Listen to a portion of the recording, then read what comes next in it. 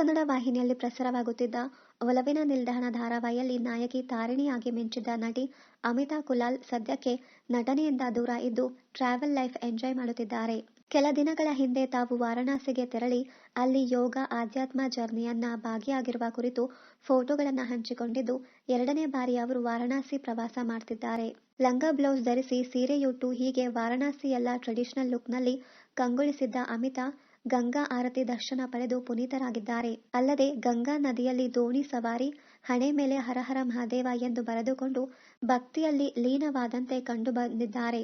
ಒಲವಿನ ನಿಲ್ದಾಣ ಸೀರಿಯಲ್ನಲ್ಲಿ ಮಲೆನಾಡ ಹುಡುಗಿಯಾಗಿ ಮಿಂಚಿದ ಅಮಿತಾ ಮುಗ್ಧ ನಟನೆ ಮತ್ತು ಪಾತ್ರಕ್ಕೆ ಜನರು ಅಭಿಮಾನಿಯಾಗಿದ್ದರು. ಮೊದಲ ಸೀರಿಯಲ್ನಲ್ಲಿಯೇ ಜನರು ಇವರನ್ನ ತುಂಬಾ ಮೆಚ್ಚಿಕೊಂಡಿದ್ದಾರೆ. ಸೀರಿಯಲ್ಗೆ ಬರುವುದಕ್ಕ ಮುನ್ನವೇ ಅಮಿತಾ ಹಲವು ಕನ್ನಡ ಸಿನಿಮಾಗಳಲ್ಲಿ ನಟಿಸಿ ಸೈ ಎನ್ನಿಸಿಕೊಂಡಿದ್ದರು. ನಟ ಸೃಜನ್ ಲೋಕೇಶ್ ಅವರ ಹ್ಯಾಪಿ ಜರ್ನಿ ಸಿನಿಮಾದಲ್ಲಿ ನಾಯಕಿಯಾಗುವ ಮೂಲಕ ಸಿನಿಮಾ ರಂಗಕ್ಕೆ ಎಂಟ್ರಿ ಕೊಟ್ಟ ಇವರು ನಂತರ ಗಿಫ್ಟ್ ಬಾಕ್ಸ್, ಆ 2 ವರ್ಷಗಳು ಮೊದಲಾದ ಚಿತ್ರಗಳಲ್ಲಿ ನಟಿಸಿದ್ದಾರೆ.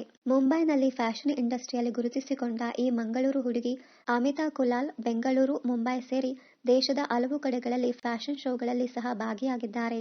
ಅಮಿತಾ ನಟನೆ, ಮಾಡಲಿಂಗ್ ಅಲ್ಲದೆ ಯೋಗ ಎಕ್ಸ್ಪರ್ಟ್ ಕೂಡ ಹೌದು.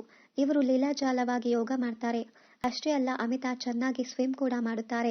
ಇವರ ಸೋಷಿಯಲ್ ಮೀಡಿಯಾ ನೋಡಿದ್ರೆ ಸ್ವಿಮ್ಮಿಂಗ್, ಯೋಗ ಮಾಡುವ ವಿಡಿಯೋಗಳೇ ಹೆಚ್ಚಾಗಿ ಕಾಣಸಿಗುತ್ತವೆ. ಹಿಂದಿ, ತೆಲುಗು, ಕನ್ನಡ ಕಿರುತೆರೆಯಲ್ಲಿ ಹಾಗೂ ಹಲವು ಕಂಪನಿಗಳ ಜಾಹೀರಾತುಗಳಲ್ಲಿ ಮಿಂಚಿದ ಅಮಿತಾ ಮತ್ತೆ ಯಾವಾಗ ಕನ್ನಡ ಕಿರುತೆರೆಯಲ್ಲಿ ನಟಿಸುತ್ತಾರೆ ಎಂದು ಅಭಿಮಾನಿಗಳು ಕಾಯ್ತಿದ್ದಾರೆ.